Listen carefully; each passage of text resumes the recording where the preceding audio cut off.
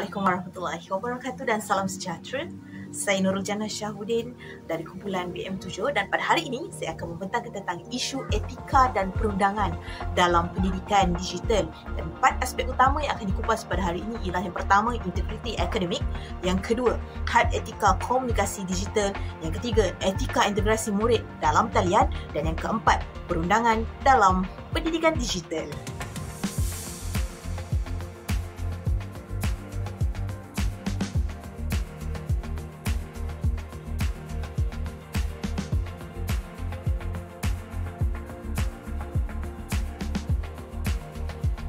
Baiklah, mari kita kupas dengan lebih mendalam tentang integriti akademik dalam pembelajaran digital dengan contoh, hujah dan cadangan penyelesaian yang lebih terperinci. Baiklah, mari kita lihat dulu apakah kepentingan kejujuran dalam pembelajaran digital. Kita semua tahu bahawa integriti akademik adalah prinsip asas dalam dunia pendidikan yang merangkumi kejujuran, tanggungjawab, amanah dan keadilan dalam menjalankan tugas akademik. Dalam konteks digital, nilai ini menjadi semakin kritikal kerana akses maklumat dalam talian sangat luas dan mudah diperoleh. Jadi, mengapa kejujuran dalam pembelajaran digital penting? Yang pertama, pastinya menjamin kualiti ilmu. Kerana apa? Kejujuran memastikan seseorang benar-benar memahami sesuatu ilmu, bukan sekadar menyalin jawapan. Yang kedua, membentuk karakter murid. Kejujuran akademik melatih murid menjadi individu yang bertanggungjawab dalam kehidupan seharian mereka. Yang ketiga, menjaga kredibiliti institusi pendidikan. Jika murid kita mengamalkan kejujuran akademik, sekolah dan institusi pendidikan akan lebih dihormati. Yang keempat, mengelakkan kesilapan dalam dunia profesional. Jika murid sudah biasa menipu dalam akademik, mereka mungkin akan melakukan penipuan dalam kerjaya mereka nanti pada masa akan datang. Contoh situasi saya berikan. Seorang murid diberikan tugasan esei. Okey. Jika dia sekadar menyalin dari internet tanpa memahami isi kandungan, dia tidak mendapat ilmu sebenar. Tetapi jika dia membaca, dia memahami dan dia menulis semula dalam bahasa sendiri dengan rujukan yang betul, dia akan benar-benar belajar sesuatu. Okey, dapat sesuatu? Baiklah, yang seterusnya mari kita lihat apakah plagiarisme dan akibatnya. Plagiarisme adalah satu bentuk pencurian intelektual dan kini berlaku apabila seseorang tu dia menyalin, mengambil atau menggunakan idea atau hasil kerja orang lain tanpa memberikan kredit yang sewajarnya. Dalam dunia digital, plagiarisme semakin mudah berlaku sebab apa? Sebab bahan rujukan boleh diakses dengan pelbagai melalui internet. Dan bentuk-bentuk plagiarisme dalam pembelajaran digital termasuklah yang pertama, menyalin secara langsung dari internet tanpa membuat perubahan atau menyatakan sumber asal. Yang kedua, menggunakan perisian AI seperti ChatGPT tanpa suntingan dan menyatakannya sebagai hasil kerja sendiri. Yang ketiga, menerima tugasan siap daripada rakan atau pihak ketiga dan menghantarnya sebagai tugasan sendiri. Yang keempat, menyalin kerja rakan tanpa izin dan mengubah sedikit supaya kelihatan berbeza. Itulah antara contoh-contoh bentuk plagiarisme dalam pembelajaran digital. Mari kita lihat apakah pula akibat plagiarisme. Yang pertama, hukuman akademik. Di kebanyakan institusi pendidikan, murid yang didapati ataupun pelajar yang didapati bersalah melakukan plagiarisme boleh dikenakan tindakan. Contohnya, pemotongan markah, kegagalan dalam kursus atau bahkan penggantungan pengajian. Berat hukuman kepada mereka yang menjalankan plagiarisme. Yang kedua, menjejaskan kredibiliti kita sendiri sebagai seorang pelajar atau murid. Sekali seorang pelajar ditangkap kerana menipu, kepercayaan guru dan rakan sebaya terhadapnya akan berkurangan. Yang ketiga, melemahkan kemahiran berfikir kritis. Pelajar yang dah biasa salin kerja orang lain, dia tidak akan mengembangkan pemikiran analitis dan kritisnya sendiri. Yang keempat, impak dalam dunia profesional. Kalau seseorang itu dia dah terbiasa melakukan plagiarisme secara belajar, mungkin mereka juga akan melakukan perkara yang sama dalam pekerjaan. Dia dah biasa masa zaman belajar melakukan aktiviti plagiarisme, tidak mustahil dalam dunia pekerjaan juga boleh dilakukan, yang mana boleh membawa kepada tindakan undang-undang atau dia sendiri akan kehilangan pekerjaan. Kita tengok pula apakah contoh kes-kes sebenar yang kadang-kala kita dengar berlaku di universiti. Kes di universiti tempatan contohnya, seorang pelajar didapati menggunakan kerja pensyarah dari jurnal akademik tanpa memberikan rujukan yang betul. Akibatnya, dia akan dikenakan tindakan disiplin lah dan ditolak daripada menerima beasiswa. Itu mungkin dalam universiti tempatan ataupun di mana-mana institusi yang para pelajar ini belajar. Okey. Dan mungkin kes-kes yang berlaku dalam dunia pekerjaan pula, contohnya seorang wartawan dalam dunia pekerjaan didapati menyalin artikel daripada sumber lain tanpa kebenaran dan dia akhirnya dipecat kerana melanggar hak cipta. Okey. Nampak tak betapa besarnya impak apabila kita melakukan plagiarisme dalam pembelajaran digital.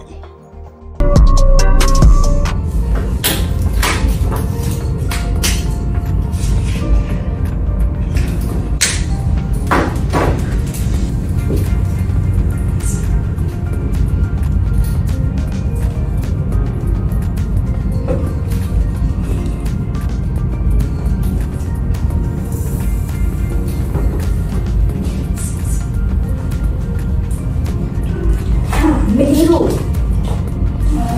Tahu tak, meniru dalam exam tu pun merupakan plagiarism. So jangan cuba-cuba ada niat nak meniru. Faham tak?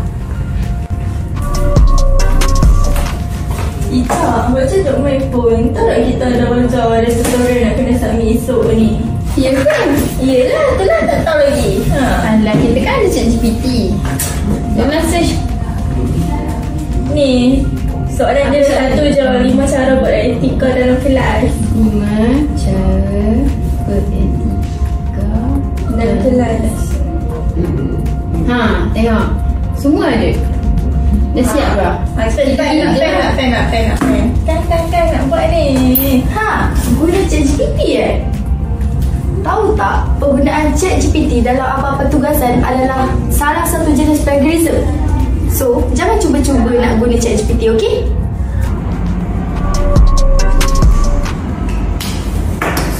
Anda je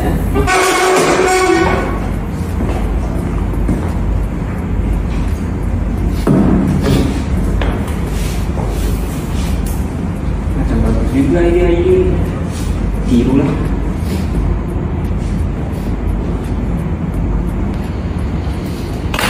Okey, dah siap. Bayar kontak dulu sebelum idea hantar.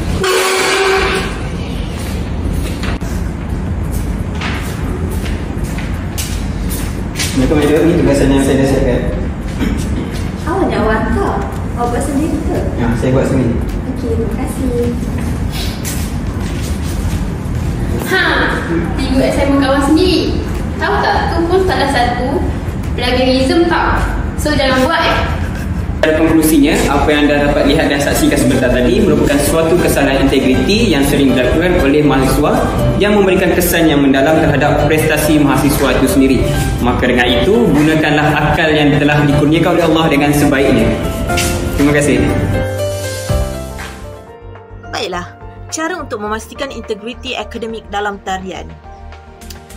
Memandangkan pembelajaran semakin digital, pelbagai langkah boleh diambil untuk memastikan integriti akademik terus terpelihara. Yang pertama, gunakan petikan dan rujukan yang betul. Contohnya kita sertakan sumber lah apabila kita ambil sesuatu bahan. Mungkin kita ambil bahan dari internet, jurnal ataupun buku. Kita sertakan sekali gaya rujukan akademik, contohnya APA style untuk mengelakkan plagiarisme. Okey. Yang kedua, menggunakan alat pengesan plagiarisme, contohnya Turnitin. Okay. Pelajar-pelajar di universiti ataupun di IPG contohnya kami menggunakan Turnitin lah untuk mengelakkan ataupun untuk membuktikan yang bahawa kajian kami itu, penulisan kami itu tidak diambil dari sumber yang hasil kerja orang lain. Begitu. Selain Turnitin, kita ada Grammarly Plagiarism Checker ataupun Copyscape dan cadangan kepada murid lah. Sebelum menghantar tugasan, semak dulu menggunakan perisian ini untuk memastikan keunikan hasil kerja anda. Dan yang ketiga, menggalakkan kejujuran akademik dalam peperiksaan dan tugasan. Elakkan meniru semasa ujian dalam talian, dan institusi boleh menggunakan kamera web dan perisian pengawasan untuk memantau peperiksaan dalam talian. Dan yang kedua, gunakan soalan berasaskan pemikiran kritis. Soalan yang memerlukan pemahaman mendalam dapat mengelakkan pelajar daripada sekadar menyalin jawapan. Yang ketiga, latih pelajar untuk menilai sumber maklumat. Guru harus mengajar pelajar untuk membezakan sumber sahih dan tidak sahih di internet. Dan menggunakan teknologi dengan bertanggungjawab. Kita gunakan AI sebagai alat bantuan, bukan sebagai pengganti pemikiran sendiri. Aplikasi AI, contohnya ChatGPT, boleh membantu dalam pemahaman, tetapi pelajar perlu menyunting dan menyusun semula maklumat dengan bahasa sendiri untuk mengelakkan plagiarisme. Dan yang ketiga, berlatih menulis dan menyelesaikan tugasan tanpa bergantung sepenuhnya pada internet. Kesimpulannya, integriti akademik dalam pembelajaran digital adalah tanggungjawab bersama antara pelajar, guru dan institusi pendidikan. Dan untuk memastikan pembelajaran digital berkualiti dan beretika, kita haruslah yang pertama mengamalkan kejujuran akademik dalam semua tugasan dan peperiksaan. Yang kedua, mengelakkan plagiarisme dengan menggunakan rujukan yang betul. Yang ketiga, menggunakan alat teknologi secara bertanggungjawab. Dan yang keempat, membudayakan nilai integriti akademik sejak di bangku sekolah. Dengan itu, dunia pendidikan digital akan lebih beretika, berkualiti dan memberi manfaat kepada generasi masa depan. Baiklah, sedar tak sedar kita telah pun habis aspek yang pertama, iaitu integriti akademik. Dan sekarang kita nak masuk aspek yang kedua, iaitu had etika komunikasi digital. Baiklah, sebelum kita kupas dengan lebih lanjut, apakah itu had etika komunikasi digital? Baiklah, had etika komunikasi digital ialah komunikasi digital merujuk kepada sebarang bentuk interaksi menggunakan teknologi seperti email, media sosial, mesej segera dan platform pembelajaran dalam talian. Walaupun teknologi ini memudahkan komunikasi, tanpa etika yang betul, ia boleh membawa kepada salah faham, gangguan atau konflik. Yang kedua, penggunaan bahasa yang sesuai dalam komunikasi digital. Bahasa adalah elemen utama dalam komunikasi digital. Oleh itu, pengguna perlu memastikan mereka menggunakan bahasa yang profesional, jelas dan menghormati penerima. Dan ciri-ciri bahasa yang sesuai dalam komunikasi digital, yang pertama, sopan dan beradab. Elakkan bahasa kasar, kesat atau menghina. Gunakan sapaan yang sesuai seperti tuan puan, cikgu, salam sejahtera. Okey, contoh komunikasi yang beretika. Contohnya, salam sejahtera cikgu, saya ingin bertanya tentang tugasan yang diberikan. Janganlah kita cakap, cikgu, bila nak bagi markah tugasan? Lama sangat dah ni saya tunggu. Jadi itu antara ayat yang tidak beretika, yang tidak sopan dan tidak beradab antara murid dengan guru. Okey, yang kedua, tepat dan jelas. Gunakan bahasa yang mudah difahami dan terus kepada maksud. Elakkan penggunaan singkatan keterlaluan. Contohnya, kita nak cakap tak ada, kita tulis XDE. Tak sesuai lah untuk menunjukkan perkataan tu maksud dia tiada. Macam kita nak sebut perkataan saya, tapi ataupun saya kan, kita guna perkataan SY sahaja, ringkas kan. Kita nak tulis perkataan dengan, kita guna perkataan tu DGN. Kurang sesuai untuk komunikasi rasmi. Yang ketiga, tidak bersifat provokatif ataupun menghina. Jangan gunakan ayat yang boleh menimbulkan ketegangan atau perbalahan, dan elakkan gunakan nada yang sinis dalam mesej, ya. Dan yang keempat, menggunakan ejaan dan tata bahasa yang betul. Dalam komunikasi yang formal, elakkan penggunaan slang, emoji berlebihan ataupun tulisan huruf besar sepenuhnya. Dan bila kita gunakan tulisan huruf besar, orang boleh anggap macam kita marah ataupun kita macam menjerit. Jadi tidak sesuai. Contoh komunikasi yang tak beretika, murid ni dia cakap dengan kita, cikgu, saya dah hantar tugasan tu. Saya dah hantar tugasan tu, semua dia buat huruf besar dan dia guna tanda seru di belakang. Seeloknya tulis begini, cikgu, saya ingin memaklumkan bahawa saya telah menghantar tugasan. Terima kasih cikgu. Jadi itu lebih manis dan ejaannya juga lebih betul, tanpa perlu sertakan huruf besar dan sertakan tanda seru. Baik, mari kita lihat pula etika dalam email, media sosial dan platform pembelajaran. Setiap medium komunikasi digital ni dia ada norma etika yang tersendiri. Contohnya etika dalam email. Okey, email sering digunakan dalam komunikasi rasmi, termasuklah antara guru dengan murid. Jadi kita ni harus sampaikan dengan gaya yang formal dan menggunakan format yang sesuai. Contoh format email yang beretika, contohnya kita gunakan subjek yang jelas. Kita nyatakan tujuan email dengan ringkas. Contohnya permohonan lanjutan tarikh hantar tugasan. Kita gunakan bahasa yang formal dalam email tersebut. Subjek dia mestilah jelas. Okey, yang kedua, salam pembuka. Gunakan sapaan yang sesuai lah. Contohnya salam sejahtera cikgu, ataupun yang dihormati Dr. Aisyah, contoh gitu. Isi kandungannya juga kena ringkas dan profesional. Terangkan dengan jelas, tetapi tidaklah ada unsur lewah terlalu panjang kan. Okey, yang keempat, ucapan penghargaan dan penutup. Akhiri dengan ucapan terima kasih atas perhatian cikgu, ataupun sekian, saya menghargai kerjasama dari pihak tuan. Dan yang kelima, tanda tangan profesional. Contohnya kita letakkan nama, contohnya nama Nurul Jannah, kelas 5 Abu Bakar, sekolah SMK Putrajaya Presiden 1, dan kita sertakan sekali tanda tangan yang profesional. Dan antara contoh kesalahan dalam email, kita gunakan bahasa yang tidak formal, contohnya bro ataupun sis, WhatsApp cikgu, begitu. Tak boleh lah. Dan kita tak meletakkan subjek email. Hantar email ada isi tapi tajuknya kosong, subjeknya kosong, so tak boleh lah. Dan menggunakan terlalu banyak emoji dan huruf besar sangatlah tidak formal dan tidak beretika sebagai seorang murid untuk berkomunikasi dengan guru melalui platform email. Tidak sesuai. Baiklah, mari kita lihat pula etika dalam media sosial. Media sosial ni contohnya seperti WhatsApp, Telegram, Facebook, Instagram, TikTok. Dan sebenarnya segala aplikasi ataupun media sosial ini memerlukan etika dan ramai orang terlepas pandang tentang perkara ini. Perkara yang perlu diamalkan yang pertama, hormati privasi orang lain. Jangan kongsikan maklumat peribadi tanpa kebenaran. Berhati-hati sebelum kongsi sesuatu, pastikan maklumat disebarkan adalah benar dan sahih. Elakkan pergaduhan atau perdebatan tidak sihat dalam ruangan komen. Dan gunakan bahasa yang tidak menyinggung perasaan sesiapa. Dan perkara yang perlu dielakkan ialah menghantar mesej kepada guru pada waktu yang tidak sesuai. Yang tidak sesuai. Contohnya tengah malam dan hantar mesej kepada guru tidak sesuai. Menyebarkan maklumat tanpa kepastian yang boleh mencetuskan fitnah.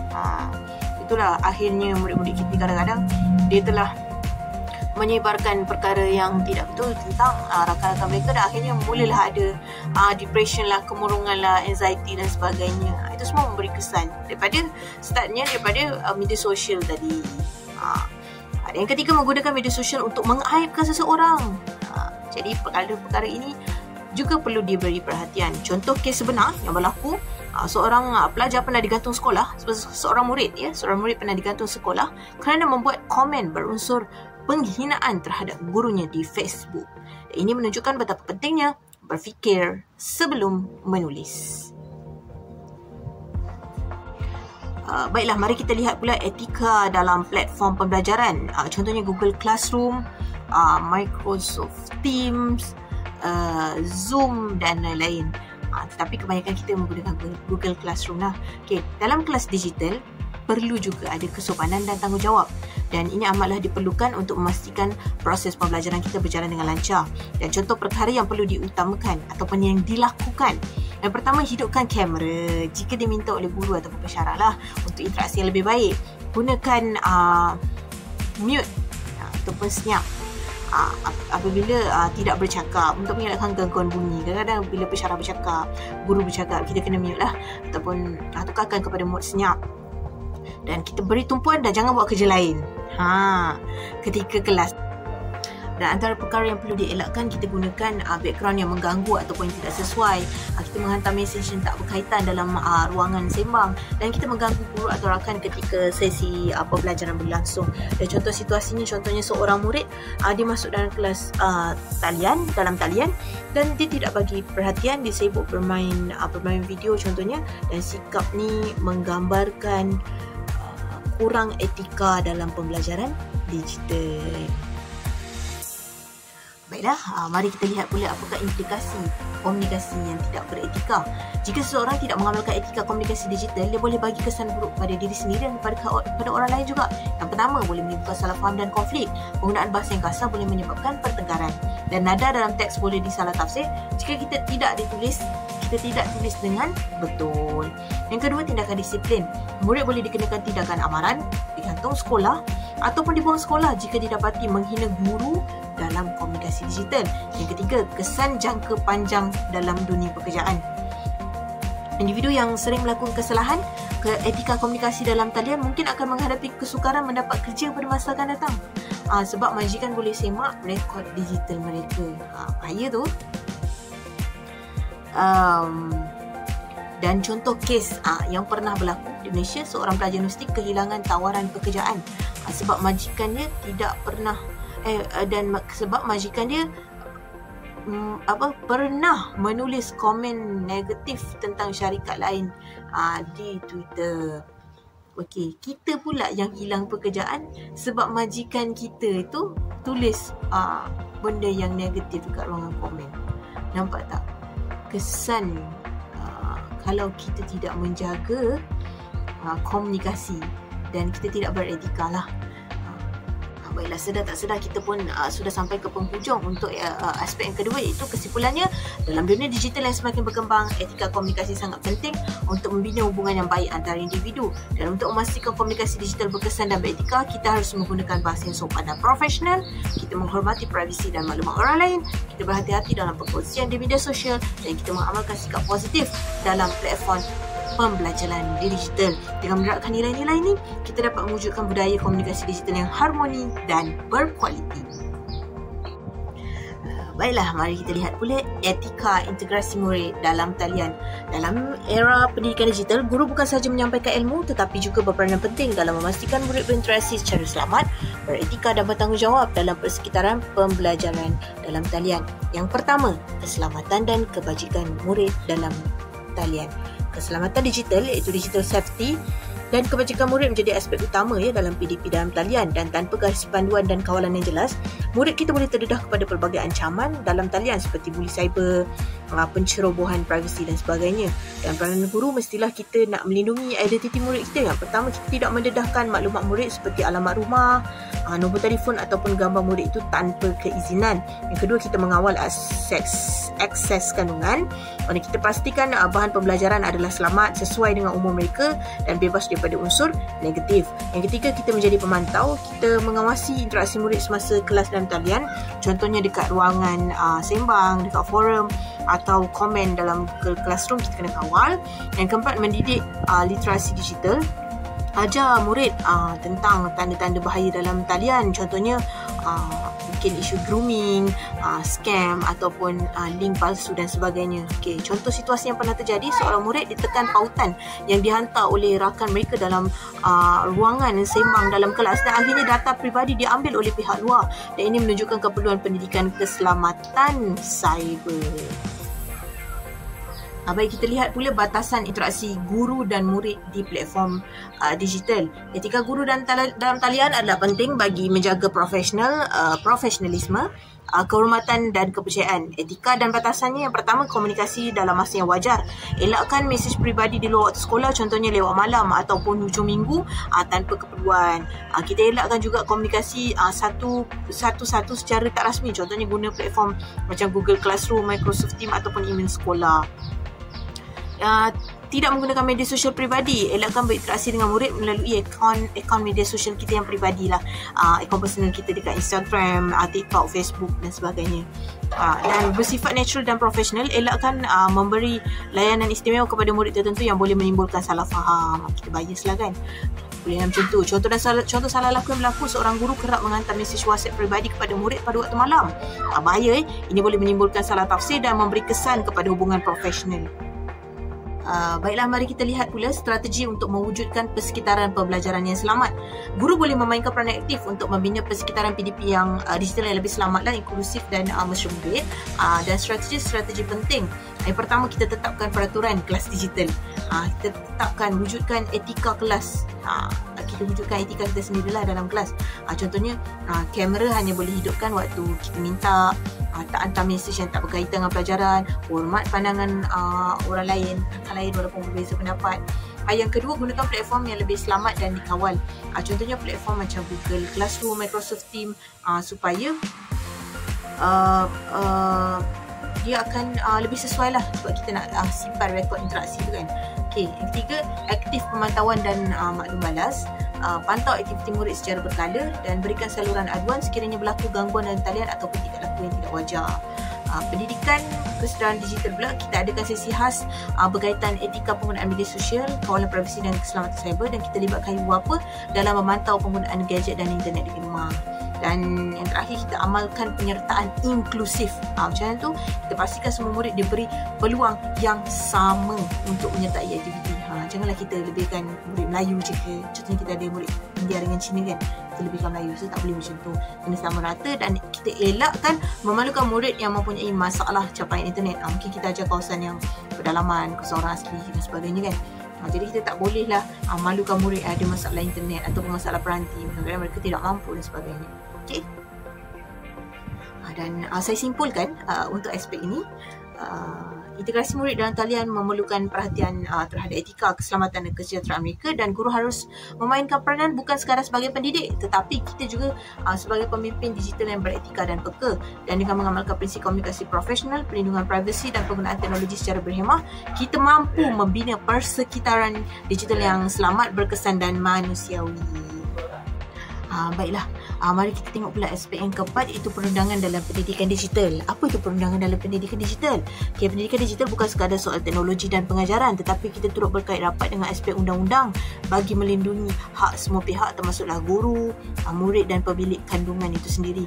Okay, yang pertama, hak cipta dan kepentingannya. Hak cipta merujuk kepada hak eksklusif yang diberikan kepada pencipta sesuatu karya untuk mengawal penggunaan karya tersebut.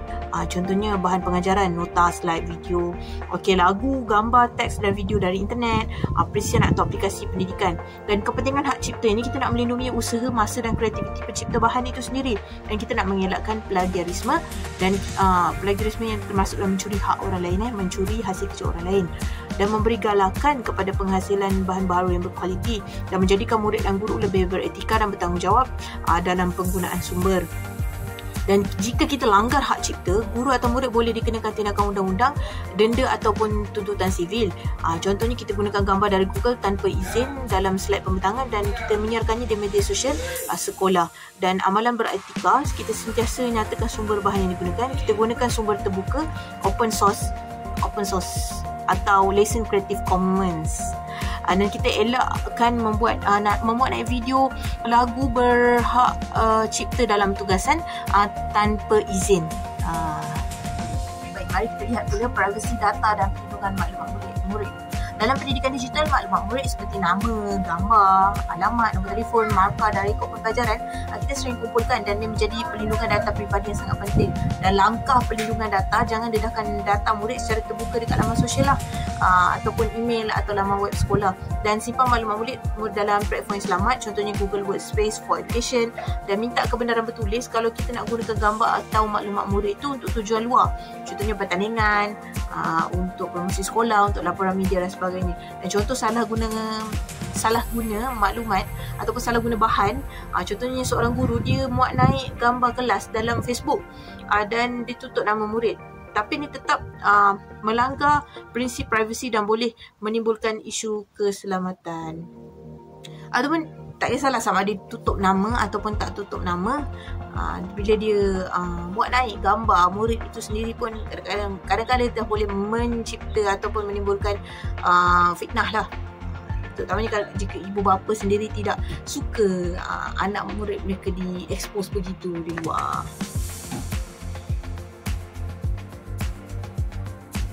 Baiklah, mari kita lihat pula akta dan undang-undang berkaitan pendidikan digital di Malaysia.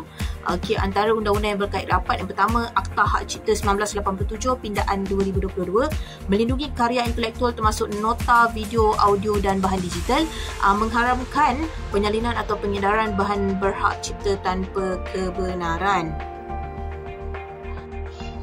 Yang kedua ialah Akta Perlindungan Data Peribadi 2010 PDPA, melindungi data peribadi individu yang dikumpulkan oleh organisasi termasuk sekolah, digunakan bagi memastikan maklumat murid tidak disalahguna atau dikongsi tanpa kebenaran. Dan contohnya sekolah kerajaan tidak tertakluk secara langsung kepada PPDA, tetapi prinsipnya tetap harus diikuti demi menjaga integriti dan hak murid.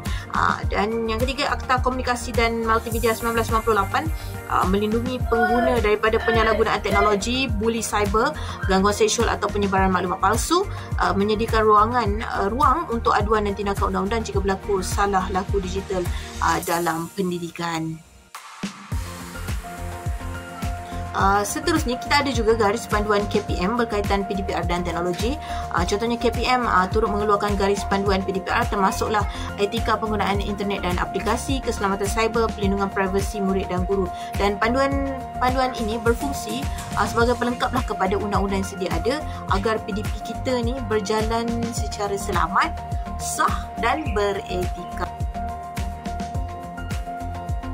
Hari ini kita akan membincangkan mengenai surat yang dikeluarkan oleh Kementerian Pendidikan Malaysia bahagian pengurusan sekolah harian bertarikh 2 Oktober 2020 dan ditandatangani oleh Datuk Muhammad Jamil bin Muhammad, Pengarah Bahagian Pengurusan Sekolah Harian Kementerian Pendidikan Malaysia. Surat ini adalah berkaitan dengan pemakluman manual pengajaran dan pembelajaran di rumah. Okey, saya akan bacakan surat ini. Semua pengarah pendidikan Jabatan Pendidikan Negeri Tuan, pemakluman manual pengajaran dan pembelajaran di rumah. Dengan hormatnya, perkara di atas adalah dirujuk. Sukacita dimaklumkan bahawa Kementerian Pendidikan Malaysia KPM telah menyediakan manual pengajaran dan pembelajaran di rumah PDPR. Manual ini bertujuan untuk memberi panduan kepada guru bagi melaksanakan PDPR secara berstruktur dan terancang serta membolehkan murid mengikuti PDPR secara optimum. Sehubungan dengan itu, pihak tuan dimohon untuk memaklumkan kepada sekolah bahawa manual ini boleh dimuat turun di laman web sesawang Kementerian Pendidikan Malaysia. Apa sebenarnya yang dimaksudkan dengan manual pengajaran dan pembelajaran di rumah ataupun PDPR ini? Okey, mari kita ke laman web Kementerian Pendidikan Malaysia dan kita lihat pemakluman manual ini. Okey, prospektus manual pengajaran dan pembelajaran di rumah. Okey, ini ialah manual pengajaran dan pembelajaran di rumah. Seperti yang dikeluarkan oleh Kementerian Pendidikan Malaysia. Okey, kita akan lihat beberapa kandungan daripada prospektus ini. Pertama sekali kita akan lihat definisi operasi. Okey, apa yang dimaksudkan dengan PDPR. Okey, pengajaran dan pembelajaran di rumah. PDPR ialah pengajaran dan pembelajaran PDP yang dilaksanakan di rumah atau pusat komuniti atau di mana-mana lokasi yang bersesuaian. PDPR boleh dilaksanakan dalam talian dan atau luar talian dan atau offsite dengan berstruktur dan terancang. PDPR dilaksanakan apabila murid tidak dapat hadir ke sekolah dalam satu tempoh yang tertentu atas sebab bencana atau wabak atau sebab-sebab lain dan dengan kelulusan pendaftar negeri. Okey, objektif manual PDPR ialah: 1. Sebagai panduan kepada guru untuk melaksanakan PDPR secara berstruktur dan terancang. Yang kedua, membolehkan murid mengikuti PDPR secara optimum.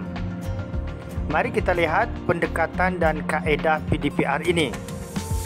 Okey, kita akan lihat pendekatan PDPR. PDPR boleh dilaksanakan secara dalam talian atau luar talian atau secara offsite Guru boleh melaksanakan PDPR dengan menggunakan satu daripada kaedah ini atau gabungan kaedah mengikut kesesuaian.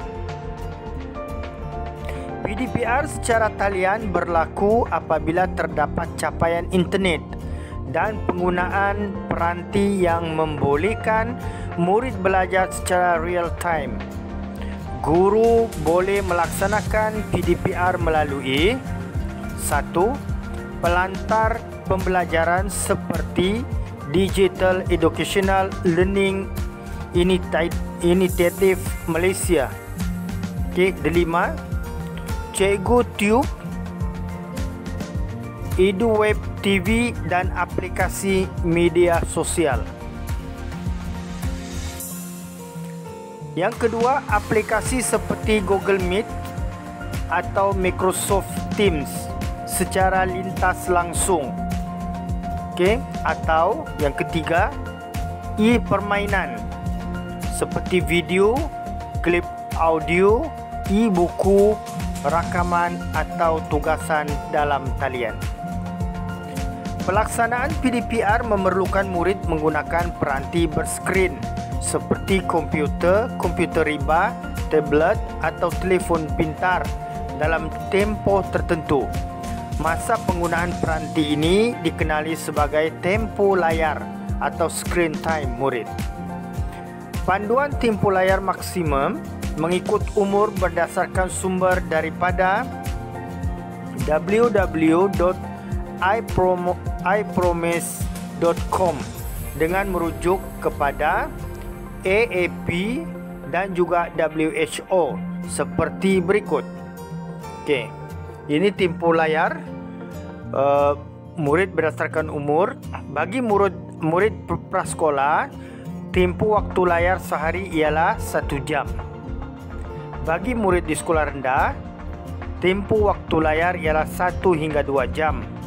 Manakala menengah rendah, tempoh waktu layar ialah 2 hingga 3 jam dan menengah atas 3 hingga 4 jam.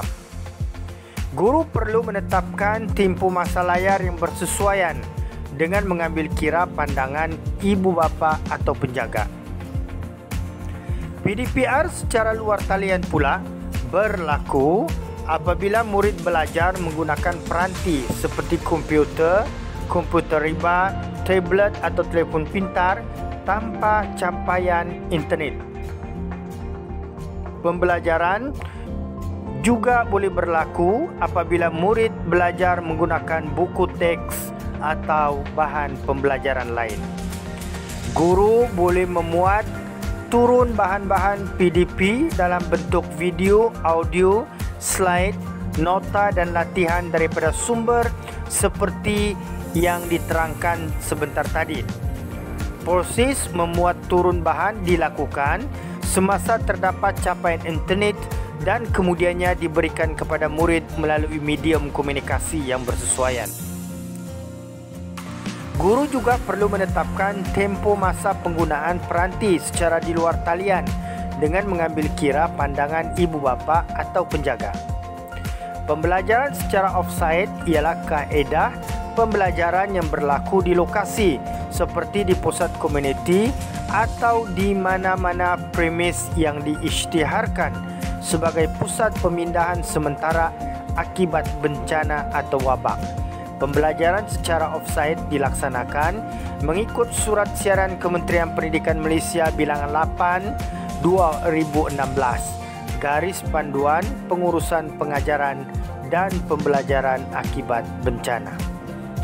Pembelajaran boleh berlaku secara kendiri atau dengan bimbingan academic support team yang terdiri dalam kalangan pegawai PPD atau guru sekolah yang dilantik.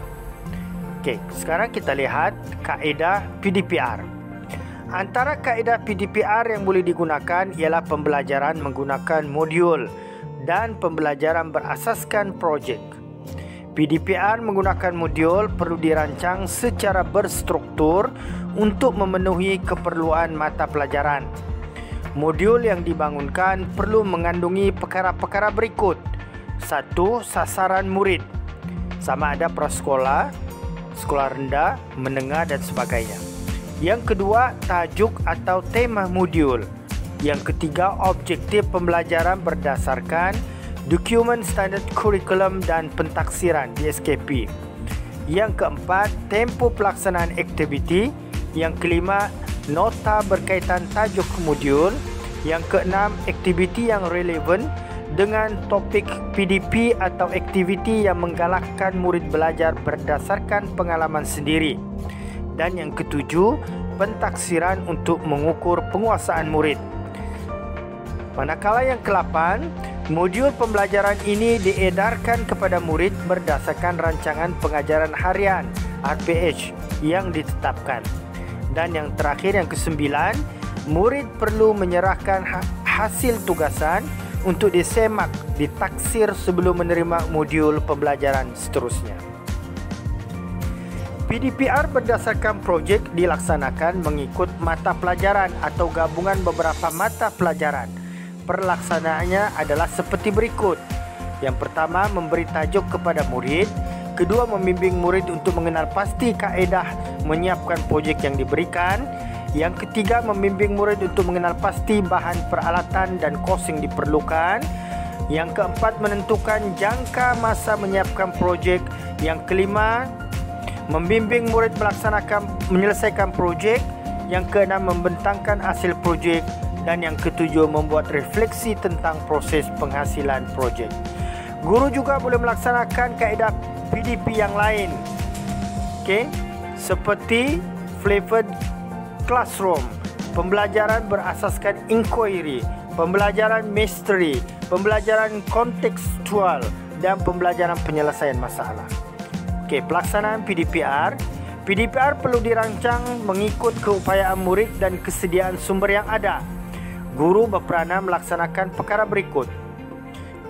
Yang pertama, menyusun semula rancangan pengajaran tahunan. Yang kedua, merancang RPH berdasarkan RPT yang disusun dan dalam jadual waktu. Yang ketiga, menentukan kaedah penyampaian yang fleksibel. Yang keempat, menyediakan bahan yang mudah didapati, diakses dan bersesuaian dengan kaedah PDPR yang digunakan. Yang kelima, memastikan murid mendapat tugasan atau latihan yang dirancang oleh guru. Yang keenam, menggunakan pelbagai kaedah pentaksiran seperti kuis, tugasan dan lain-lain. Yang ketujuh, mengadakan perbincangan dengan ibu bapa penjaga untuk menyokong pembelajaran murid di rumah. Dan yang ke-8, merekrut penglibatan murid dalam PDPR menggunakan kaedah yang bersesuaian. Pentadbir, pentadbir berperanan untuk satu, memastikan perancangan dan pengurusan PDPR dilaksanakan dengan teliti, cekap dan berkesan. Yang kedua, mengatur jadual pembelajaran yang fleksibel. Yang ketiga, memantau PDPR yang dijalankan dan memberi sokongan yang bersesuaian kepada guru. Manakala peranan ibu bapa, pertama, membantu anak-anak jagaan mereka mendapat maklumat berkaitan sisi PDPR ataupun arahan, tugasan, kerja rumah yang diberikan oleh guru. Yang kedua, membantu anak-anak jagaan mengakses delima, TV pendidikan, EdWeb TV, koleksi video, YouTube dan sebagainya. Sebagai kesimpulan kepada manual PDPR ini ialah, manual PDPR ini merupakan panduan kepada guru untuk melaksanakan PDPR secara berstruktur dan terancang supaya murid dapat mengikuti PDPR secara optimum. Kejayaan PDPR murid memerlukan sokongan semua pihak, iaitu KPM, GPN, PPD, sekolah, guru, ibu bapa, penjaga dan komuniti. Sebelum saya mengakhiri pembincangan saya pada hari ini, saya nak buat satu kesimpulan tentang isu etika dan perundangan dalam pendidikan digital. Dalam era pendidikan digital yang moden semakin bergantung. Kita bergantung kepada teknologi dan pembelajaran dalam talian. Jadi etika dan perundangan ni dia memang memainkan peranan yang penting. Kita nak menjamin keselamatan, keberkesanan dan profesionalisme dalam proses pengajaran dan pembelajaran. Dan 4 aspek pertama yang telah dibincangkan menunjukkan bahawa penggunaan teknologi dalam pendidikan bukan sahaja menuntut kemahiran digital tapi juga memerlukan tanggungjawab moral dan kesedaran undang-undang yang tinggi oleh guru, murid. Jadi saya ringkaskan keempat-empatnya aspek tadi. Yang pertama, integriti akademik, had etika komunikasi digital. Yang ketiga, etika integrasi murid dalam talian. Dan yang keempat, perundangan dalam pendidikan digital. Okey, yang pertama tadi, rumusan utama yang boleh saya simpulkan di sini ialah pendidikan digital menuntut kita untuk menyeimbangkan teknologi dengan nilai etika dan undang-undang. Dan sebagai pendidik abad ke-21, kita ni lah, kita bukan sahaja menyampaikan ilmu tetapi juga membentuk karakter murid yang bertanggungjawab, berintegriti dan celik digital. Dengan adanya pemahaman mendalam terhadap etika digital, kesedaran terhadap hak dan tanggungjawab, pematuhan undang-undang semasa, kita mampu mewujudkan ekosistem pendidikan digital yang selamat, bermaruah dan berpaksikan nilai murni.